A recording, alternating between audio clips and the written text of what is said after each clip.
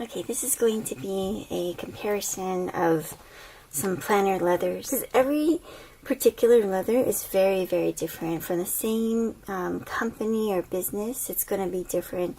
Each has its own quality. There are pluses and minuses, or pros and cons, or they act differently. And so I would say in general, when I thought I knew what I wanted, I was wrong.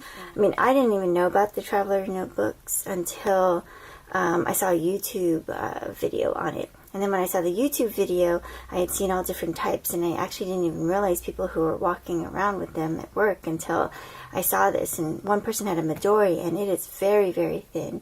It's very narrow as a traveler's notebook, and I know that that wouldn't work well for me, but I can see it. And for planning, I think I want things to be more substantial. So this will go over the types of leathers. I have a few different ones, but I'll go over the A5s right now, because when I turn them upside or turn them on their side, then you'll be able to see exactly what they are. You can see, and these are empty ones, the first three ones. And this one is full, and so you can see it's wide, but this particular one is the Maverick Golden Brown from Chic Sparrow. It is a very solid, firm type of leather. It has a lot of texture. It has a lot of variation in color, and it is it's thick, and there's extra pockets on this, so this area becomes even thicker. If we can compare it to some of the other ones, and we'll go over them one by one. This is going to be the Creme Brulee.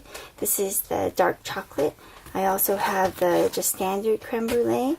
That is my wallet, and so you can see the same type of leather is the same thickness. It also has the same pliability and softness, but the size is just going to be different, and then the color is going to be different. So then you're going to have the Outlander Jitney Red. This is also from Chic Sparrow. You can see it's a much thinner, extremely floppy and pliable. It's more smooth, I would say, than it is soft. And I would say it's very similar to the leather that you would get for the ZLYC, and that may be hard to see. Let me turn this upside down. You can see the thickness is about the same.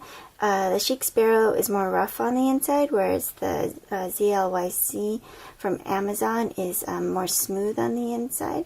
I don't know if velvety is the right word for it. And then this is a Zencraft. The Zencraft leather, and actually I got this on a buy and sell, and I actually forgot to ask what type of leather it was. But this particular leather is, it's folded over because the inside is very rough, and so there is a double thickness here, but when you look on the inside, it's going to be very finished. But you can see the leather here is actually the same thickness as the Outlander leather. Yeah, I can explain it as maybe the Maverick leather being more shiny and very smooth. The Creme Brulee is going to be kind of almost squishy and soft feeling. The Outlander is going to be smooth, thin, extremely pliable. And then you can see it marks up really quickly. And the Zencraft leather for this particular one, it was pre-owned, and I don't know how long that person had it. So, and it is very smooth, and I would say pliable, except that because this is a double thickness right here, the front and back cover are stiff. Stiff, pretty much, yeah. Okay, so then let me put another set here. So let's put them back in the same order again. So it was the Maverick, the Outlander Jitney, the Zencraft, and then I have two other notebooks that are from Jane's Enigma, and these are extremely stiff leathers.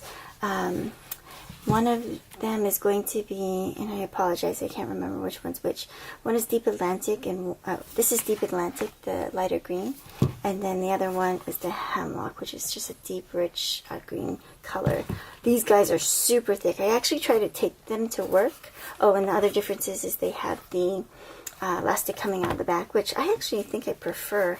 I like having it being very smooth on the sides when I'm holding it, but either way is fine with me. This as you can see, these guys squish. This does not squish. This does not squish at all. So if you like this roundedness and you want it to feel like you can really hold it, then these are great. I actually got something on the back already, and it's been hard to kind of clean off. So the only thing is it's so beautiful that if you get a mark, it makes it look, you know, damaged. Whereas if you have, like, say, the Outlander, it gets a mark and it just looks like, you know, like it's working. It's doing something. It's showing its age, whereas this looks like it's just getting dirty and yucky. So I hope this doesn't scratch up too much. So in general, you get pockets. You start with a stiff leather. It's going to be very stiff, and you may call it substantial. You can call it very rugged. The thinner and softer, more pliable leathers, they just feel more casual is how I would describe it. Because even these Jane's Enigma, they're stiffer and they feel more professional. They feel more special.